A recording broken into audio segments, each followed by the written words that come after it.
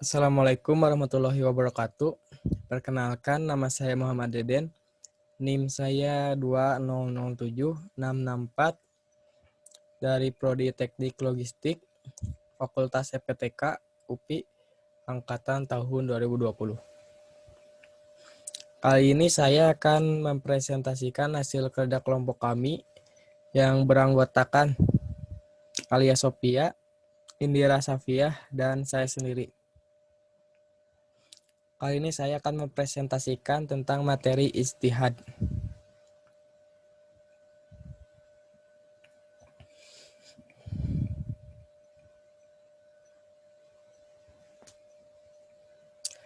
Pengertian dan urgensi ijtihad.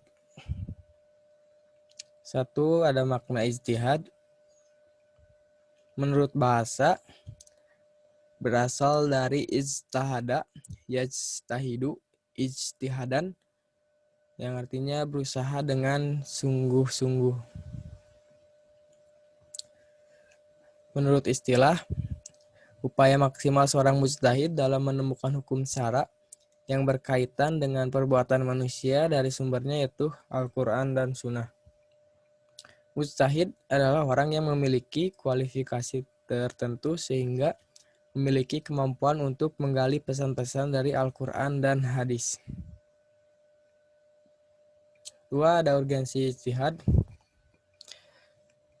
Al-Quran dan hadis merupakan pedoman umat Islam, namun permasalahan-permasalahan yang senantiasa terus bermunculan memerlukan penjelasan terkait bagaimana kedudukannya. Menurut pandangan Al-Quran dan hadis, oleh karena itu, ijtihad diperlukan sebagai upaya untuk menemukan hukum suatu masalah berdasarkan Al-Quran dan hadis.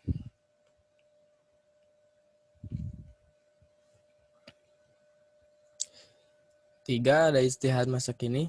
Ijtihad diperlukan pada masa kini. Hal itu karena perkembangan dan perubahan sosial budaya manusia begitu cepat yang disebabkan pesatnya perkembangan ilmu dan teknologi manusia sehingga memunculkan kompleksitas persoalan umat termasuk dalam hukum. Contoh ijtihad pada masa kini yaitu penentuan satu Syawal. Para ulama berkumpul untuk berdiskusi, mengeluarkan argumen masing-masing untuk menentukan satu Syawal. Juga penentuan awal Ramadan.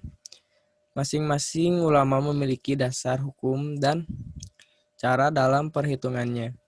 Bila telah ketemu kesepakatan, ditentukanlah satu Syawal itu.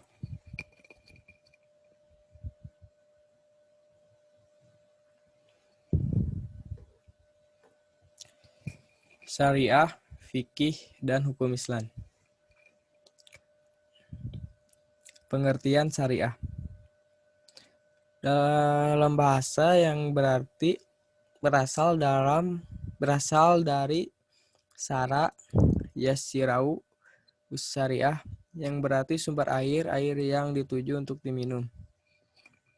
Penggunaan keagamaan, jalan besar untuk kehidupan yang baik, yakni nilai-nilai agama yang dapat memberi petunjuk bagi setiap manusia.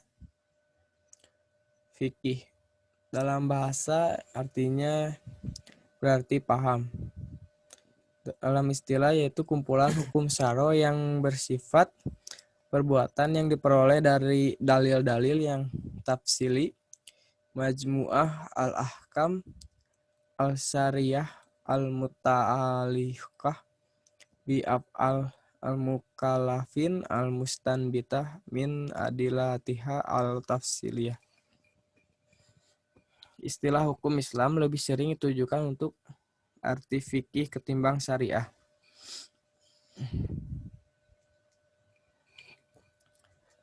Hukum Islam dan perubahan sosial. Hukum Islam diturunkan Allah Subhanahu wa Ta'ala untuk mengatur perilaku umat Islam dan menuntut mereka untuk mematuhinya. Tujuannya tidak lain adalah untuk kebaikan manusia itu sendiri, baik sebagai pribadi maupun dalam kehidupan sosial. Dalam sejarah perkembangan hukum Islam dapat ditemukan banyak contoh perubahan hukum yang dilakukan dalam upaya melakukan perubahan sosial masyarakat. Pada masa sekarang terjadi perubahan dalam banyak lapangan hukum Islam yang disebabkan oleh derasnya perubahan sosial budaya masyarakat.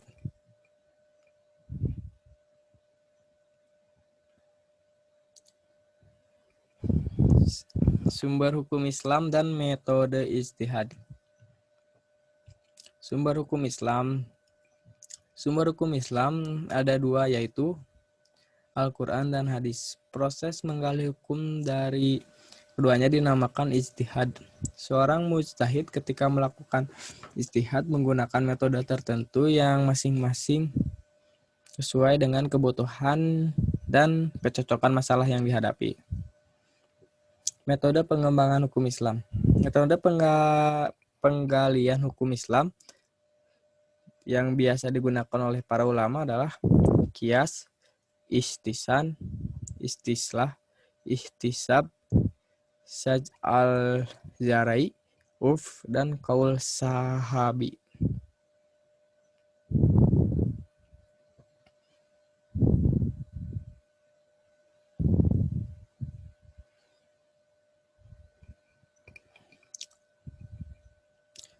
Qiyas adalah membandingkan perbuatan hukum yang belum ada ketentuan hukumnya secara jelas dalam Al-Quran dan hadis dengan suatu perbuatan hukum yang sudah jelas ketentuan hukumnya secara jelas karena adanya kesamaan ilat.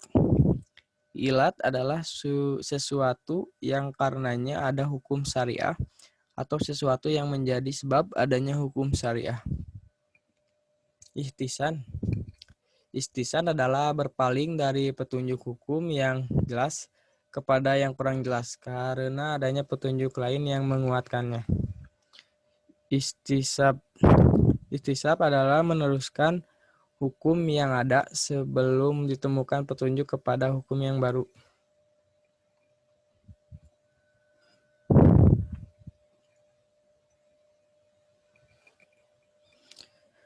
Perbedaan dalam hukum Islam.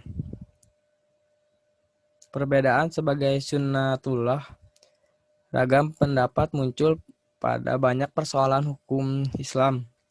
Hal ini terjadi karena perbedaan merupakan salah satu sunnatullah Allah Subhanahu wa Ta'ala yang menciptakan semua ini dengan beragam. Sebab-sebab perbedaan pendapat. Beragam arti dalam lafaz Arab, perbedaan dalam masalah hadis, dan perbedaan dalam masalah penggunaan metode penggalian hukum.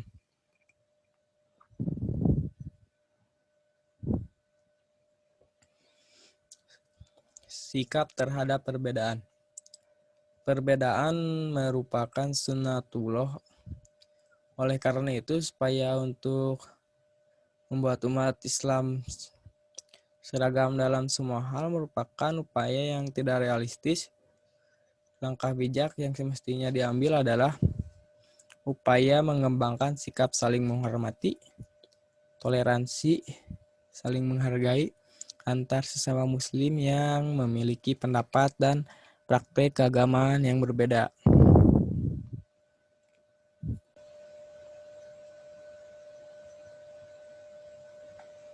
Sekian dari saya. Mohon maaf bila ada salah kata. Wabillahi taufiq wal hidayah. Wassalamualaikum warahmatullahi wabarakatuh. Terima kasih.